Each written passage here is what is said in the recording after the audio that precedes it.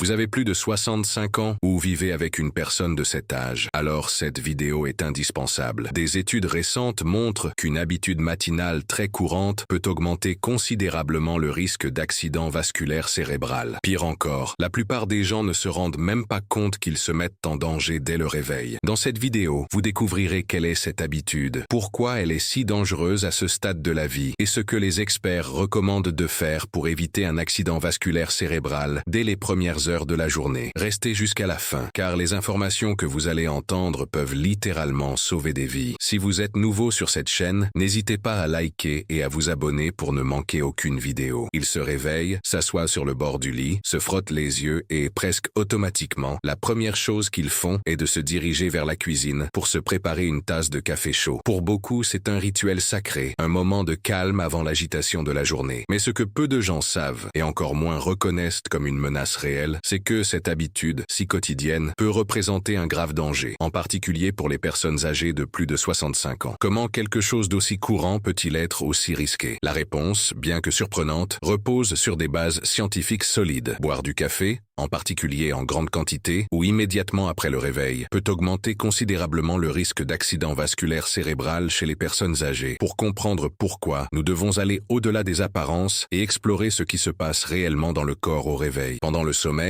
la pression artérielle a tendance à diminuer, le rythme cardiaque se stabilise et le corps entre dans un état de repos profond. Ce processus est naturel et bénéfique, mais lorsque nous ouvrons les yeux, en particulier à un âge avancé, le corps subit une transition brutale. Le système cardiovasculaire est obligé de réagir rapidement. Le cœur bat plus fort, les vaisseaux sanguins se contractent et la pression artérielle commence à augmenter. Ce changement soudain peut être stressant pour un organisme vieillissant, où les artères ne sont plus aussi élastiques qu'auparavant et où il peut y avoir une accumulation de plaques ou une fragilité capillaire. Ajoutons maintenant à cette équation une tasse de café. La caféine est un puissant stimulant du système nerveux central. Son effet immédiat est de bloquer l'adénosine, un neurotransmetteur qui favorise la relaxation, ce qui provoque une augmentation de l'activité neuronale. Résultat, une plus grande vigilance. Certes, mais aussi une tension accrue dans tout le système cardiovasculaire. La pression artérielle peut monter en flèche et le rythme cardiaque devenir irrégulier, surtout si le corps n'a pas encore achevé son adaptation naturelle à l'état de veille. Pour une personne jeune et en bonne santé, cela ne pose pas nécessairement de problème. Mais pour une personne âgée ayant des antécédents d'hypertension, d'arythmie, de cholestérol élevé ou de maladies cardiovasculaires, cette stimulation soudaine peut être la goutte d'eau qui fait déborder le vase. Plusieurs études ont mis en lumière cette combinaison dangereuse.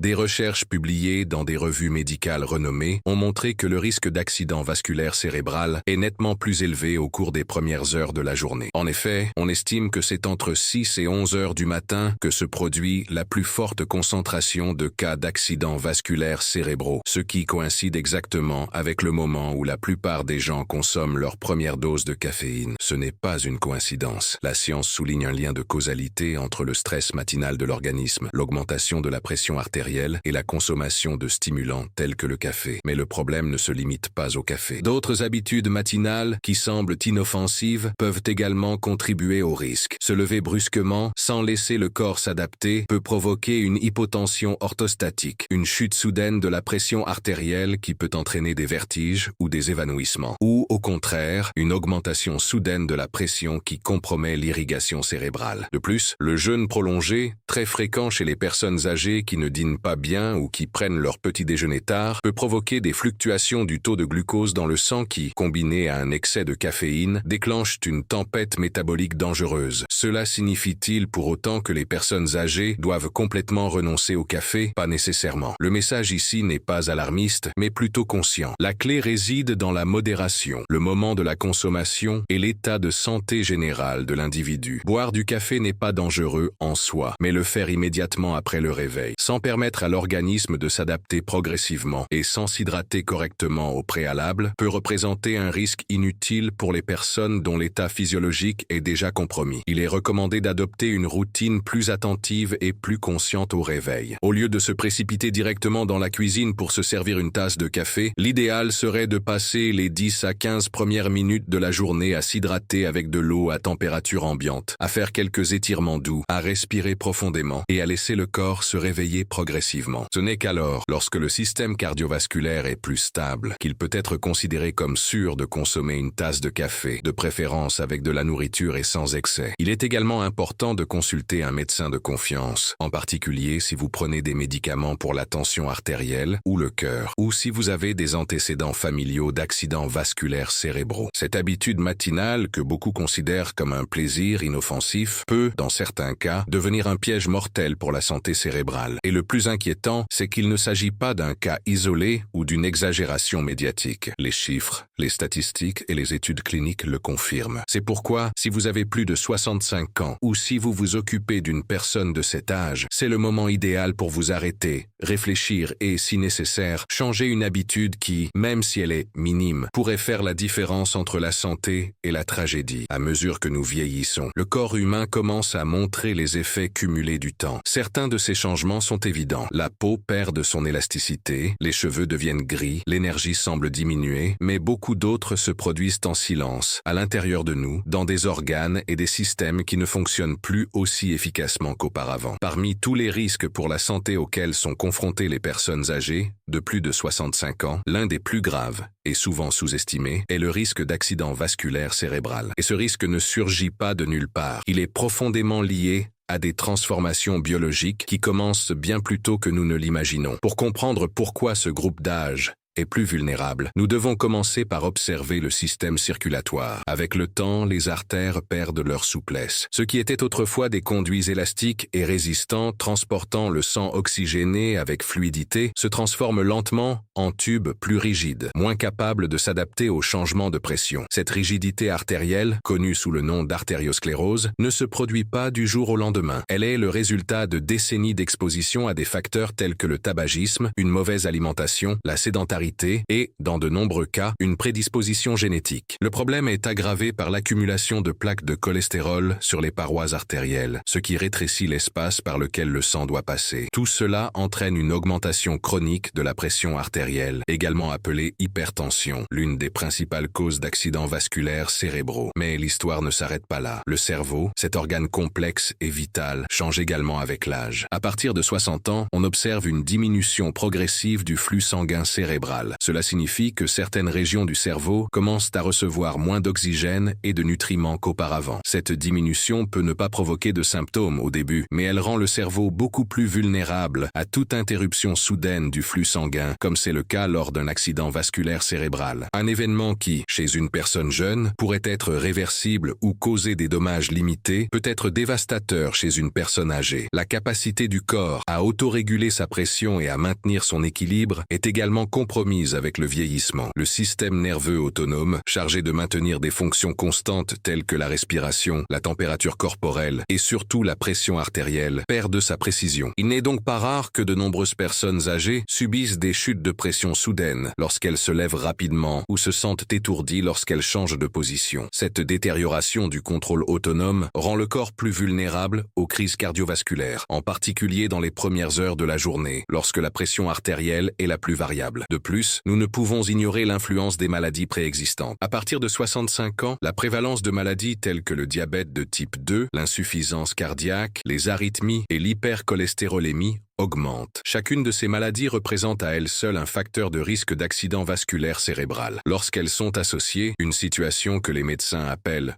comorbidité, le risque est multiplié. Un cœur qui bat de manière irrégulière peut former des caillots. Une artère rétrécie par une plaque peut facilement se boucher. Un système immunitaire plus lent peut ne pas réagir à temps. Tout cela forme une tempête parfaite qui fait de l'accident vasculaire cérébral une menace constante. Et si l'on regarde au-delà de l'aspect physique, il existe également des facteurs sociaux et émotionnels qui augmentent la vulnérabilité. La solitude, la dépression et l'anxiété sont courantes chez les personnes âgées et elles n'affectent pas seulement le bien-être mental. Elles ont également un impact profond sur la santé physique. Une personne âgée vivant seule peut mettre du temps à reconnaître les symptômes d'un AVC ou même à demander de l'aide. Dans ces cas-là, chaque minute compte. L'absence d'un réseau de soutien ou la difficulté à communiquer peuvent transformer une situation traitable en tragédie. Un autre aspect qui aggrave la situation est la prise de plusieurs médicaments, un phénomène connu sous le nom de polypharmacie. De nombreuses personnes âgées prennent 5 médicaments ou plus par jour pour contrôler différents problèmes de santé. Cette combinaison peut avoir des effets secondaires dangereux, des interactions indésirables, ou même affecter la coagulation sanguine. Certains médicaments, par exemple, augmentent le risque d'hémorragie cérébrale, tandis que d'autres peuvent provoquer une déshydratation ou une chute de tension. C'est pourquoi la science médicale et les campagnes de santé publique insistent tant sur la prévention et la surveillance constante à ce stade de la vie. Contrôler régulièrement sa tension artérielle, suivre un régime pauvre en sodium et en graisses saturées, pratiquer une activité physique modérée et se soumettre à des examens médicaux réguliers ne sont pas de simples recommandations. Ce sont des mesures vitales qui peuvent faire la différence entre une vieillesse active et des conséquences irréversibles. Il est également essentiel d'éduquer les personnes âgées et leurs familles sur les signes avant-coureurs d'un accident vasculaire cérébral, faiblesse soudaine d'un côté du corps, difficulté à parler, perte de vision, confusion ou maux de tête intenses sans cause apparente. Connaître ces signes et agir rapidement peut sauver des vies. Mais au-delà des urgences, nous devons promouvoir une culture de soins intégrée pour les personnes âgées. Car il ne s'agit pas seulement de prévenir les maladies, mais aussi de protéger leur dignité, leur autonomie et leur qualité de vie. Comprendre pourquoi elles sont plus vulnérables est la première étape pour leur offrir l'accompagnement et la protection qu'elles méritent. Nous vivons à une époque où l'information est accessible en un clic, mais paradoxalement, la compréhension approfondie des risques réels pour la santé, en particulier chez les personnes âgées, reste faible. Les accidents vasculaires cérébraux, également appelés AVC, sont l'une des principales causes de décès et d'invalidité dans le monde. Mais saviez-vous qu'il existe un moment de la journée où le risque d'accident vasculaire cérébral augmente de manière alarmante? Des études récentes l'ont confirmé. Les premières heures de la matinée sont critiques et certaines habitudes apparemment anodines, comme la consommation de caféine ou le fait de se lever brusquement, peuvent être le déclencheur d'une tragédie. La science commence à s'exprimer clairement et il est temps de l'écouter. Depuis des décennies, les chercheurs ont observé un phénomène curieux. Les cas d'accidents vasculaires cérébraux ont tendance à se concentrer à un moment précis de la journée. À partir des années 1980, des études épidémiologiques ont commencé à montrer qu'entre 6 et 11 heures du matin, on enregistrait une incidence anormalement élevée d'accidents vasculaires cérébraux. Au début, de nombreux médecins attribuaient simplement ce phénomène au hasard ou à des facteurs externes. Mais avec le temps, l'accumulation de données cliniques, les tests de laboratoire et une technologie de surveillance plus précise ont commencé à brosser un tableau beaucoup plus révélateur. Ce qui n'était autrefois qu'une suspicion est désormais une certitude scientifique. Le corps humain est plus vulnérable aux accidents vasculaires cérébraux juste après le réveil. Pourquoi? L'explication réside dans la physiologie du réveil. Pendant le sommeil, le corps entre dans un état de repos profond. Le rythme cardiaque ralentit, la pression artérielle baisse et les fonctions corporelles ralentissent pour économiser de l'énergie. Mais au réveil, une réaction en chaîne se produit presque immédiatement. Le système nerveux sympathique s'active, les glandes surrénales libèrent de l'adrénaline et du cortisol, et la pression artérielle augmente brusquement pour préparer le corps à la journée. Ce changement soudain peut être dangereux, en particulier pour les personnes dont les artères sont rigides, obstruées ou fragiles. Une augmentation brutale de la pression dans un vaisseau sanguin endommagé peut entraîner une rupture, provoquant une hémorragie ou une obstruction totale, déclenchant un accident vasculaire cérébral ischémique. Une étude publiée dans la revue Stroke de l'American Heart Association a révélé que le risque d'accident vasculaire cérébral ischémique est 79% plus élevé dans les premières heures de la journée que pendant le reste de la journée. L'étude a porté sur plus de 20 000 patients suivis pendant plusieurs années et a analysé non seulement l'heure de l'événement, mais aussi leurs habitudes matinales, leur tension artérielle, leur consommation de café et leurs habitudes de sommeil. Les résultats étaient sans appel. Les personnes qui buvaient un café fort dès leur réveil avaient plus de risques de subir un accident cardiovasculaire dans les 3 heures qui suivaient. La caféine, le composant stimulant du café, a également fait l'objet de recherches. Il a été démontré que chez les personnes âgées ou souffrant d'hypertension, la caféine peut induire une vasoconstriction transitoire, une contraction temporaire des vaisseaux sanguins qui augmente encore davantage la pression artérielle. Combinée à l'augmentation naturelle de la pression artérielle au cours des premières heures de la journée, cet effet peut surcharger le système circulatoire. Et le problème ne se limite pas au café. Les boissons énergisantes, le thé noir très concentré et même certains compléments naturels peuvent avoir un effet similaire. En d'autres termes, ce n'est pas seulement la boisson, mais le moment de la consommation et l'état de l'organisme qui déterminent le risque. Une autre découverte préoccupante provient d'études de neuroimagerie et de scanners cérébraux. Des recherches utilisant l'imagerie par résonance magnétique fonctionnelle, IRMF, ont montré que chez les personnes âgées, la perfusion cérébrale, c'est-à-dire la quantité de sang qui circule dans le cerveau, est nettement plus faible au cours des premières heures heures de la journée. Cela crée une situation doublement dangereuse. D'une part, le cerveau reçoit moins d'oxygène et d'autre part, il est soumis à une pression plus élevée. C'est comme forcer de l'eau à haute pression à passer dans un tuyau fragile et partiellement obstrué. Cela peut entraîner une rupture ou un blocage total. Les experts ont également commencé à parler de chronobiologie du risque cérébrovasculaire, une nouvelle approche qui examine comment les rythmes biologiques, c'est-à-dire notre horloge interne, influencent l'apparition de maladies. Selon cette théorie, le corps humain ne réagit pas de la même manière aux mêmes stimuli à différents moments de la journée. Par exemple, une tasse de café consommée à midi peut avoir un effet neutre, voire bénéfique, tandis que la même quantité, consommée à 6 heures du matin, peut déclencher une crise chez une personne vulnérable. Face à toutes ces preuves, la question n'est pas de savoir si le risque est réel, mais ce que nous pouvons faire pour y remédier. Les médecins commencent à recommander des ajustements simples mais significatifs. Retarder la consommation de café d'au moins 30 minutes après le réveil, s'hydrater avec de l'eau avant toute boisson stimulante, éviter de se lever brusquement et surtout, effectuer des contrôles médicaux fréquents pour surveiller la pression artérielle, le cholestérol et l'état des artères. L'utilisation d'appareils de surveillance à domicile est également encouragée, car ils permettent de détecter les variations dangereuses de la pression artérielle au cours des premières heures de la journée. La science s'est exprimée, et son message est clair. Ce que nous faisons dans les premières minutes de la matinée peut déterminer l'état de notre santé cérébrale. Il ne s'agit pas de vivre dans la peur, mais dans la connaissance. Car lorsque nous comprenons les mécanismes du corps, nous pouvons prendre des décisions plus intelligentes, plus prudente et plus responsable. Et cela peut sans aucun doute sauver des vies. Un accident vasculaire cérébral, ou AVC, peut survenir en un instant. Et cet instant peut changer une vie à jamais. Pour beaucoup, la journée commence comme toutes les autres. Une douche, le petit déjeuner, un coup de téléphone, et soudain, quelque chose ne va pas. Un mot qui ne sort pas, une jambe qui ne répond pas, une sensation de vertige, de confusion, l'impression que le corps n'obéit plus. Dans ces premières minutes, chaque seconde compte. Reconnaître les symptômes d'alerte peut faire la différence entre la guérison et une invalidité permanente, entre la vie et la mort. La tragédie des accidents vasculaires cérébraux ne réside pas seulement dans leur gravité, mais aussi dans le fait que les symptômes initiaux sont souvent minimisés, mal interprétés ou complètement ignorés. Chez les personnes âgées de plus de 65 ans qui souffrent déjà d'autres problèmes de santé, il est fréquent que les signes critiques soient attribués à la fatigue, à un mauvais sommeil ou à une petite baisse de tension. Mais en réalité, le corps envoie des signaux clairs lorsque le cerveau souffre, et il est de notre responsabilité, en tant qu'enfant, aidant, voisin,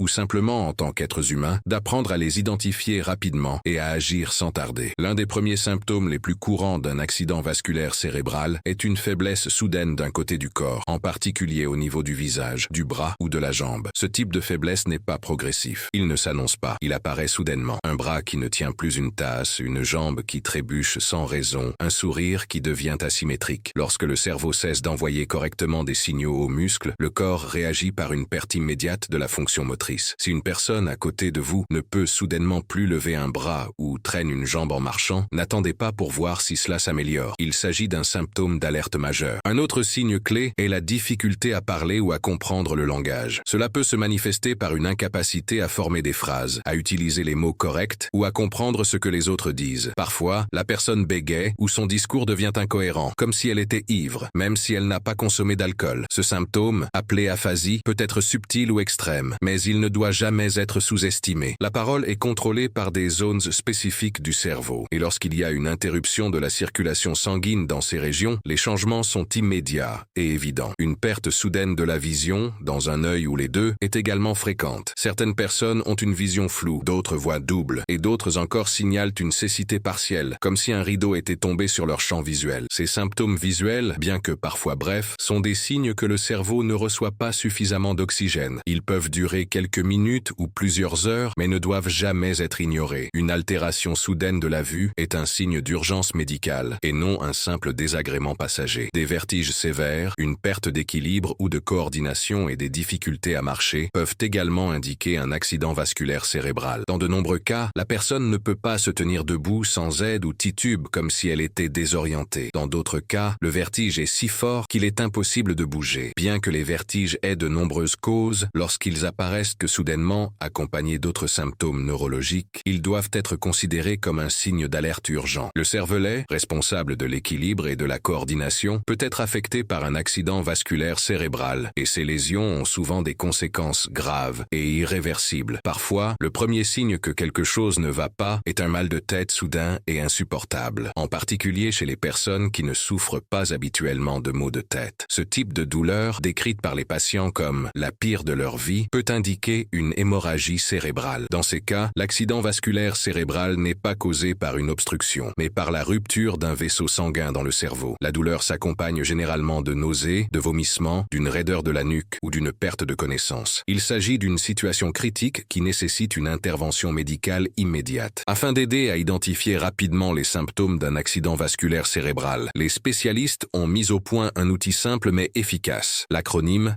RAPIDO, Rostrocaïdo. Un côté du visage est-il dévié lorsque vous souriez? Armes, bras, faibles. L'un des bras tombe lorsque vous essayez de les lever tous les deux. Paroles altérées, paroles traînantes, confuses ou incohérentes, immobilité ou perte d'équilibre. Y a-t-il une maladresse ou une chute soudaine? Douleur de tête soudaine, douleur intense sans cause apparente, opportunité. Agissez rapidement. Appelez immédiatement les urgences. Chaque lettre est un indice, une alerte, un appel à ne pas perdre de temps, car en cas d'AVC, le temps est crucial. Chaque minute sans traitement signifie la mort de millions de neurones. Et chaque neurone compte. C'est pourquoi, si vous remarquez un jour ces symptômes chez vous, ou chez quelqu'un de votre entourage, n'attendez pas, n'hésitez pas, ne minimisez pas. N'appelez pas un membre de votre famille pour lui demander quoi faire. Appelez immédiatement les urgences. Une ambulance équipée, avec un personnel qualifié et un accès rapide à un hôpital spécialisé, peut faire la différence entre une vie épanouie et une dépendance totale. Les traitements contre les AVC, tels que les thrombolytiques, ne sont efficaces que s'ils sont administrés dans un délai très court, généralement dans les 3 à 4 heures suivant l'apparition des symptômes. Reconnaître les symptômes n'est pas une question médicale, c'est une question humaine. C'est prendre soin de son grand-père, de sa mère, de son voisin, de soi-même. C'est protéger le cerveau, qui conserve nos souvenirs, nos émotions, nos capacités, notre identité. Apprendre à lire les signaux du corps n'est pas seulement une question de connaissance, c'est un pouvoir, le pouvoir de sauver une vie. Le réveil est l'un des moments les plus importants de la journée, non seulement parce qu'il marque le début de nos activités, mais aussi parce que c'est à ce moment précis que notre corps effectue une transition complexe et délicate, du repos profond à l'activité intense. Pour la plupart des gens, en particulier ceux âgés de plus de 65 ans, cette transition peut constituer un véritable défi physiologique. Comme nous l'avons vu précédemment, le risque de subir un accident vasculaire cérébral est nettement plus élevé dans les premières heures de la matinée. Mais que se passerait-il si l'on pouvait transformer ce moment vulnérable en une occasion de prendre soin de soi et de prévenir les risques? La bonne nouvelle, c'est que oui, c'est possible. La clé réside dans l'adoption d'habitudes matinales conscientes et saines qui respectent le rythme naturel du corps et protègent la santé cérébrale. Et tout commence par la façon dont nous nous réveillons. La première recommandation des experts est simple, mais profonde. Réveillez-vous lentement. Beaucoup de gens, lorsqu'ils entendent leur réveil, se lèvent brusquement du lit, déjà en pensant aux tâches de la journée. Ce mouvement brusque, passer de la position couchée à la position debout en quelques secondes, peut provoquer un déséquilibre de la pression artérielle, connu sous le nom d'hypotension orthostatique, et chez les personnes âgées, ce phénomène peut provoquer des vertiges, des chutes ou même déclencher des troubles de la circulation cérébrale. Au lieu de cela, lorsque vous ouvrez les yeux, respirez profondément. Restez allongé pendant 1 minute ou 2. Ensuite, asseyez-vous sur le lit et étirez-vous doucement. Faites tourner vos épaules, étirez vos bras, bougez légèrement votre cou. Ce n'est qu'alors que vous pouvez poser vos pieds sur le sol et vous lever calmement. Ce rituel apparemment simple permet au système cardiovasculaire de s'ajuster progressivement, réduisant ainsi le risque de malaise soudain. Une autre étape essentielle est l'hydratation immédiate. Après une nuit entière sans boire, le corps se réveille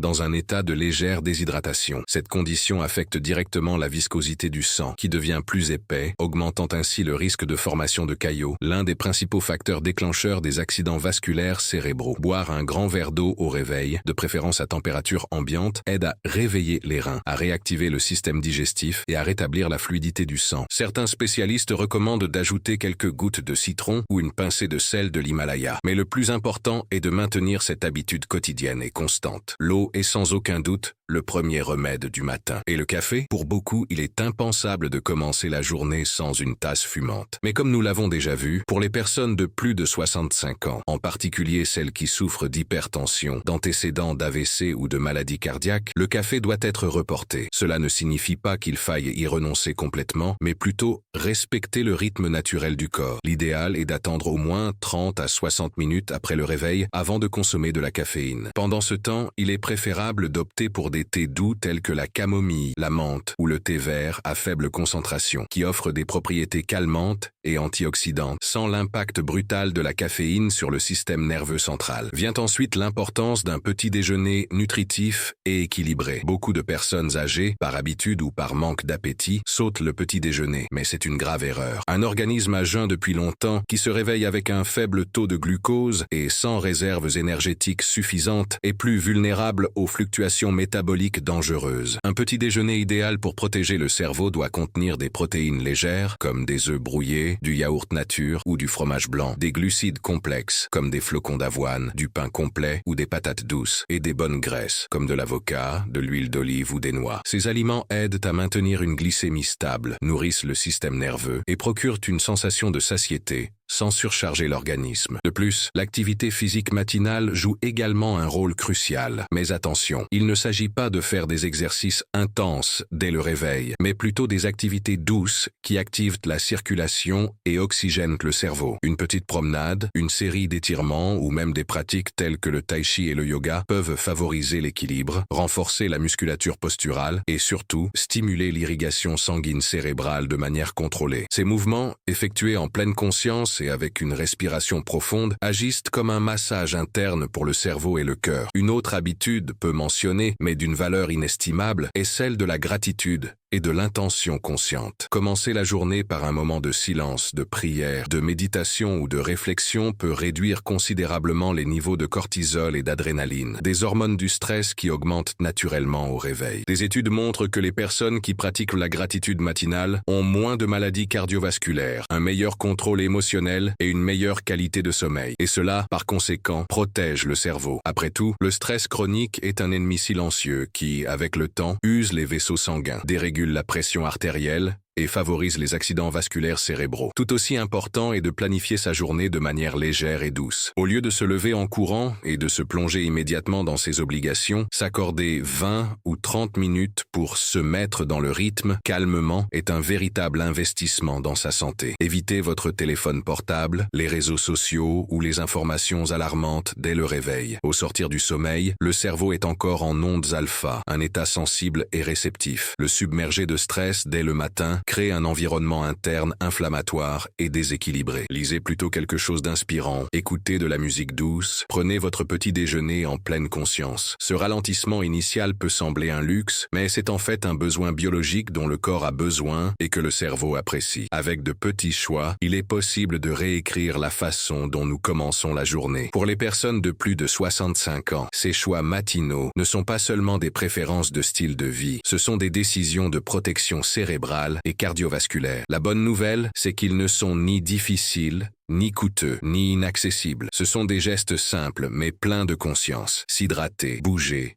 manger intelligemment, respirer profondément, respecter son corps. Ce sont ces actions, répétées chaque jour, qui réduisent les risques et préservent ce que nous avons de plus précieux, notre autonomie, notre mémoire, notre lucidité. Chaque accident vasculaire cérébral est un tournant. Il y a une vie avant et une vie après. Pour ceux qui vivent cette expérience et y survivent, rien n'est plus pareil. Les choses les plus simples, comme marcher, tenir un couvert, prononcer une phrase, prennent un nouveau sens. Pour beaucoup, ce qui semblait acquis, automatique, quotidien, devient un immense défi, mais c'est aussi là que réside une profonde source d'apprentissage. Écouter les témoignages réels de personnes qui ont survécu à un AVC est plus qu'un exercice d'empathie. C'est un rappel vivant que la santé est fragile, que le temps est précieux et que prendre soin de son corps doit être une priorité, jamais une option. Maria Antonia, 72 ans, de Guadalajara, a toujours été une femme active. Professeure à la retraite, elle adorait se promener dans le parc avec ses amis, s'occuper de son jardin et lire des romans classiques. Elle se croyait en bonne santé. Elle avait une légère hypertension, mais rien d'alarmant selon elle, jusqu'à ce lundi matin. Elle s'est réveillée avec une légère vertige et une sensation étrange dans la bouche, comme si elle était anesthésiée d'un côté. Elle est allée à la salle de bain, s'est regardée dans le miroir et a remarqué que son sourire était asymétrique. Elle a essayé de parler, mais n'y est pas parvenue. Aucun son ne sortait. Elle a pensé que c'était passager. Elle s'est assise. Elle a attendu. Ce n'est que quelques heures plus tard, lorsqu'elle a réalisé que le côté droit de son corps ne répondait plus, qu'elle a appelé sa fille. Lorsqu'elle est arrivée à l'hôpital, près de 5 heures s'étaient écoulées depuis l'apparition des premiers symptômes. Le diagnostic, accident vasculaire cérébral ischémique. Maria a passé plusieurs semaines à l'hôpital et plusieurs mois en rééducation. Elle a réappris à marcher, à parler clairement, à tenir une cuillère. Elle admet elle-même que si elle avait reconnu les signes et demandé de l'aide immédiatement, l'impact aurait été moindre. Ce que je regrette le plus, dit-elle d'une voix ferme, c'est de ne pas avoir pris mon corps au sérieux. Il m'envoyait des signaux. Je n'ai tout simplement pas voulu les entendre. C'est l'une des leçons les plus souvent répétées par les survivants. Écoutez les signes. Le corps ne parle pas à voix haute, mais il parle par des engourdissements, des déséquilibres, des difficultés d'élocution ou de vision. Le problème, c'est que beaucoup de gens comme Maria attendent que ça passe. Ils sous-estiment les symptômes. Ils pensent que c'est temporaire. Ça va s'améliorer, disent-ils. Mais avec le cerveau, le temps est primordial. Et la différence entre agir en 10 minutes ou en 2 heures peut signifier la préservation ou la perte définitive de votre autonomie. Une autre histoire émouvante est celle de Don Ernesto, 69 ans, qui a été victime d'un AVC peu après avoir bu une tasse de café fort, à jeun, un matin d'hiver. Il était hypertendu et diabétique, mais se considérait comme fort. Il travaillait comme menuisier et allait rarement chez le médecin. Il se levait tôt, prenait son café et se rendait directement à son atelier. Ce jour-là, il a ressenti une pression étrange dans la tête et a perdu l'usage de ses jambes. Il est tombé. Il n'a été retrouvé que plusieurs heures plus tard par un voisin. L'accident vasculaire cérébral a affecté son élocution et sa coordination motrice. Aujourd'hui, bien qu'il ait du mal à s'exprimer, il tient à donner des conférences dans les églises et les centres communautaires pour sensibiliser les personnes âgées et leurs familles. La vie m'a donné une seconde chance, dit-il. Et maintenant, j'apprends aux autres à ne pas faire la même erreur que moi. Ernesto a découvert, comme tant d'autres, que la prévention commence avant le choc, que le corps a besoin de routines saines, pas de négligence, qu'aller chez le médecin n'est pas un signe de faiblesse, mais de responsabilité, que contrôler sa tension, bien s'alimenter et respecter les signaux de son corps sont des actes d'amour-propre et de survie. Mais toutes les histoires ne sont pas accompagnées de regrets. Certaines sont des récits de force, de dépassement de soi presque miraculeux, comme celui de Carmen, 67 ans, qui a subi un léger accident vasculaire cérébral pendant un voyage. Ayant suivi un cours sur la santé cérébrale quelques semaines auparavant, elle a immédiatement reconnu les signes. Engourdissement soudain du bras gauche, difficulté à articuler les mots, vision trouble. Seule dans sa chambre d'hôtel, elle a pris le téléphone et a appelé une ambulance. Les secours sont arrivés en moins de 30 minutes. Elle a été prise en charge à temps, a reçu le traitement thrombolytique approprié et, après 3 jours, elle a pu sortir de l'hôpital, sans séquelles. Aujourd'hui, elle est bénévole dans des ONG qui sensibilisent les personnes âgées à la santé neurologique. Ce sont mes connaissances qui m'ont sauvée, affirme-t-elle. Si je n'avais pas appris à reconnaître les signes, je serais peut-être en fauteuil roulant aujourd'hui, ou pire. Ce qui unit toutes ces histoires, ce n'est pas seulement la douleur, la surprise ou le traumatisme, c'est l'apprentissage, la reconnaissance que la santé cérébrale est un bien silencieux, souvent invisible, mais absolument essentiel, que la vie peut changer de direction en quelques secondes et qu'il n'y a pas de temps à perdre lorsqu'il s'agit du cerveau, que les AVC, bien que graves, peuvent être prévenus, traités et surmontés grâce à la sensibilisation, à une action rapide et à un soutien. En écoutant ces témoignages, nous comprenons que survivre à un AVC n'est pas une fin, mais le début d'une nouvelle vie. Une vie plus consciente, plus lente, plus respectueuse de son propre corps. Une vie où chaque geste, chaque mot, chaque pas a plus de valeur, parce qu'ils ont été reconquis, parce qu'ils auraient pu être perdus. S'il y a une chose que chacun de ces survivants souhaite dire au monde, c'est « Prenez soin de vous maintenant, tant qu'il est encore temps. N'attendez pas que votre corps crie, n'attendez pas l'effondrement. Prenez soin de vous dans les petites décisions, dans la façon dont vous vous réveillez, ce que vous mangez, combien vous bougez, ce que vous ressentez. Allez chez le médecin, parlez à votre famille, informez-vous, parce que le plus beau cadeau que vous puissiez vous offrir, à vous-même et à ceux que vous aimez, c'est d'être pleinement présent. Et cela commence par prendre soin de soi au quotidien, par une prévention silencieuse, en écoutant attentivement les signaux que la la vie nous envoie.